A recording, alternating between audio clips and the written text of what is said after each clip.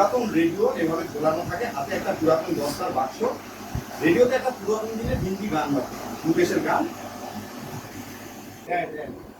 বুঝতে পারো না, পথ বলে দেয়, সোজা হয়ে দাঁড়াতে সে বুঝতে পারো। তোমার এতদিনের অর্জিত দক্ষতা, এতদিনের যাপনকে কাজে লাগাও। এটা তোমাকে মানুষ চেনার ক্ষমতা দিয়েছে, সেটাকে কাজে লাগিয়ে সমবেত কাজের সন্ধান করো। যেখানে সময়ের উপর তোমার কন্ট্রোল থাকবে, অফিস নিজেই তৈরি করো, কিছু মানুষের কাজ দাও। সৃজন, অর্জিত দক্ষতা, এতদিনের যাপন, এইসব সংলাপ বাবা থিয়েটার থেকেই অর্জন করেছে। কিন্তু বাবার ওই কথাটা, ওই অফিস নিজেই তৈরি করো আর কিছু মানুষের কাজ দাও, আমাকে স্ট্রাইক করলো জানো। ব্যাস লেগে পড়লাম, খুলে ফেললাম নিজেদের অফিস। যে অফিসের ঘর নেই, আছে মেলা পার্বণ, হাট বাজার, শপিং মল। আসলে কিছু মানুষের জমায়েত আর আমার বল।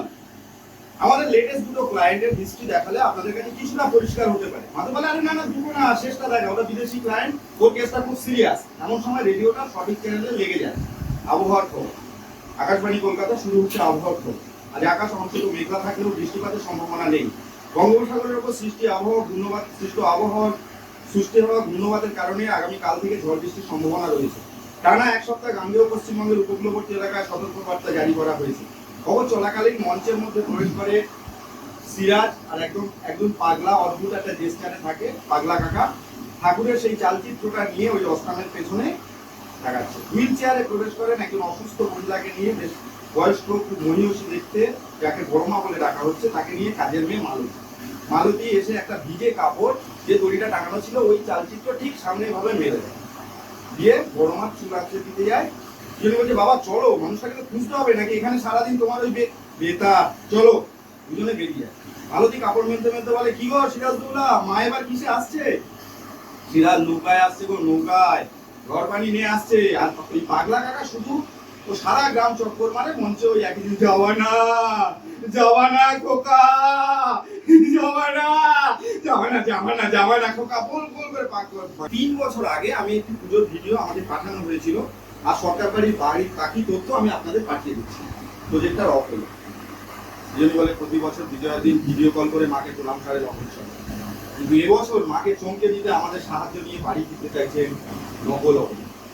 ঢাকের শব্দ শুরু হয়, মালতী দৌড়ে আসে। মালতী বলে সিরাজদৌলা, ঢাকির দল এসে গেছে গো। সিরাজ বলে চলো চলো বলে শাড়িটা সরিয়ে নিয়ে চলে যায়। যেই শাড়িটা সরায় ওই চালচিত্রটা ব্ল্যাঙ্ক হয়ে যায়, ওইখানে দুর্গাপূজার ভিডিওটা। সেদিন সিঁদুর খেলা হচ্ছে, মানে দুর্গাপূজার শেষ। ওইটা আস্তে আস্তে বন্ধ হয়ে যায়, প্রজেক্টর অফ হয়ে যায়। মাধব বলে এই দেখ সৃজনী, এই লোকটা রাজি। একই রকম লোক একজনকে আনে, যার কাগজ নিয়ে পাগলা কাকাকে দিয়ে প্রবেশ করে। শহর থেকে একটা খবরের কাগজ আসতে বেলা 12টা বেজে গেল, আর বড়বাবু সে তো থাকে আমেরিকায়, সময় লাগবে না। মালতী বলে তুমি সেই খবরের কাগজ কিনেছো? বড়মা এখন পড়তে পারে না, বুঝতে পারে। সিরাজ বলে মহালয়া থেকে বিজয়া পর্যন্ত সরকার বাড়িতে খবরের কাগজ আসে, তুমি জানো না মালতী? হ্যাঁ আমি সব জানি। এখন আর সে সরকার বাড়ি তো নেই। দেখো বড়বাবুকে আমি কথা দিয়েছিলাম, সরকার বাড়ির দুর্গাপুজোর কোনো অবহেলা আমি করবো না। এই সিরাজদৌলা বেঁচে থাকতে এখানে যা যা হতো সব হবে। মালতী বড়মাকে নিয়ে চলে যায়, সিরাজ ওই চালচিত্র কাজে ব্যস্ত হয়ে যায়। শাড়ির উপরে অবনী সরকারের একটা প্রজেক্ট।